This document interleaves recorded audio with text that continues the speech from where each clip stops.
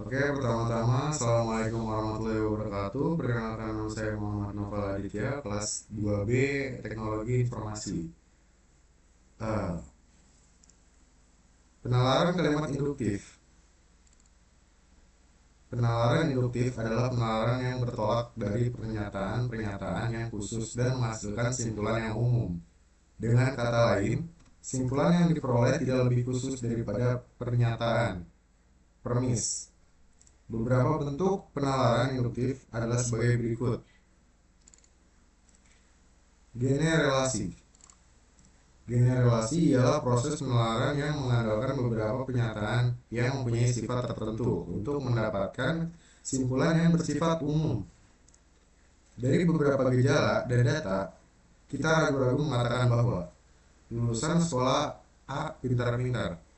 Hal ini dapat kita simpulkan setelah beberapa data sebagai pernyataan memberikan gambaran seperti itu. Contoh, jika dipanaskan, besi memuai. Jika dipanaskan, tembaga memuai. Jika dipanaskan, emas memuai. Jika dipanaskan, logam memuai. Sahih atau tidak sahihnya simpulan dari generasi itu dapat dilihat dari hal-hal yang berikut. Data itu harus memadai jumlahnya. Makin banyak data yang dipaparkan, makin sahih simpulan yang diperoleh. Data itu harus mewakili keseluruhan dari data yang sama. Itu akan menghasilkan simpulan yang sahih. Pengecualian perlu diperhitungkan karena data-data yang punya sifat khusus tidak dapat dijadikan data.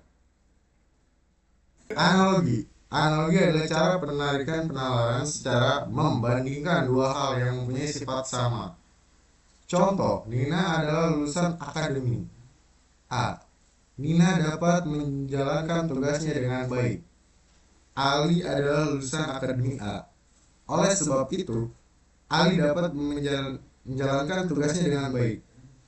Tujuan penalaran secara analogi adalah sebagai berikut. 1. Analogi dilakukan untuk meramalkan kesamaan. 2. Analogi digunakan untuk menyingkapkan kekeliruan. Maaf. Analogi digunakan untuk menyusun klasifikasi.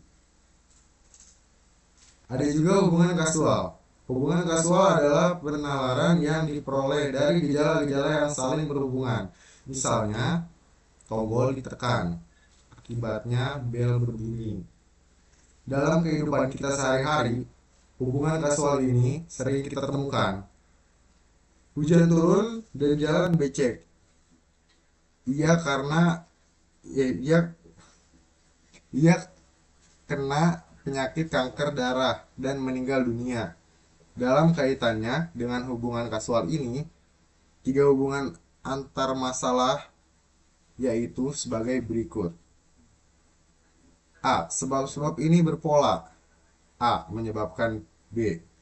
Di samping itu, hubungan ini dapat pula berpola.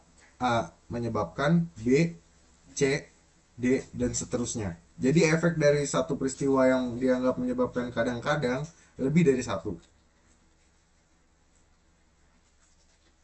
Dalam kaitannya dengan hubungan kasual ini, diperlukan kemampuan penalaran seseorang untuk mendapatkan simpulan penalaran. Hal ini akan terlihat pada suatu penyebab yang tidak jelas terhadap sebuah akibat yang nyata. Kalau kita melihat sebiji buah mangga jatuh dari batangnya, kita akan memperkirakan beberapa kemungkinan penyebabnya. Mungkin mangga itu ditimpa hujan, mungkin dihempas angin, dan mungkin pula dilempari oleh anak-anak. Pastilah salah satu kemungkinan itu yang menjadi penyebabnya. Andai kata angin tiba-tiba bertiup, A, dan hujan tiba-tiba turun, B, ternyata tidak sebuah mangga pun yang jatuh, E, tentu kita dapat menyimpulkan bahwa jatuhnya buah mangga itu disebabkan oleh lemparan anak-anak. C. Pola seperti itu dapat kita lihat pada rancangan berikut. Angin hujan dilempar mangga. berbunyi sebagai berikut. Pola-pola seperti itu sesuai pula dengan metode agreement yang berbunyi sebagai berikut.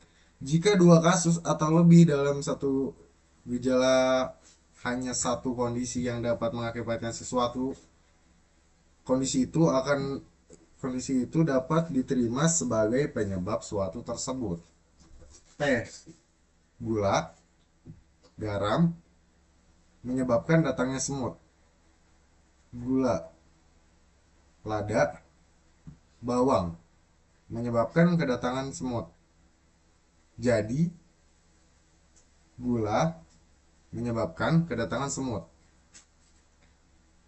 Sebab akibat. Sebab akibat ini dapat kita lihat pada peristiwa seseorang yang pergi ke dokter. Ke dokter merupakan kalimat ke dokter merupakan akibat dan sakit merupakan sebab. Jadi mirip dengan antimen. Akan tetapi dalam penalaran jenis akibat sebab ini, peristiwa sebab merupakan simpulan. Akibat-akibat adalah satu penalaran yang menyiratkan penyebab peristiwa akibat, langsung disimpulkan pada suatu akibat yang lain. Contohnya adalah sebagai berikut. Ketika pulang dari pasar, Ibu Sonya melihat tanah di halamannya becek. Langsung menyimpulkan bahwa kain jemuran di belakang rumahnya pasti basah. Dalam kasus itu, penyebabnya tidak ditampilkan, yaitu air hujan. Pola itu dapat dilihat seperti berikut. Ini. Hujan menyebabkan tanah becek. AB. Hujan menyebabkan kain jemuran basah. AC. Dalam proses penalaran akibat-akibat peristiwa tanah becek, B. Merupakan data.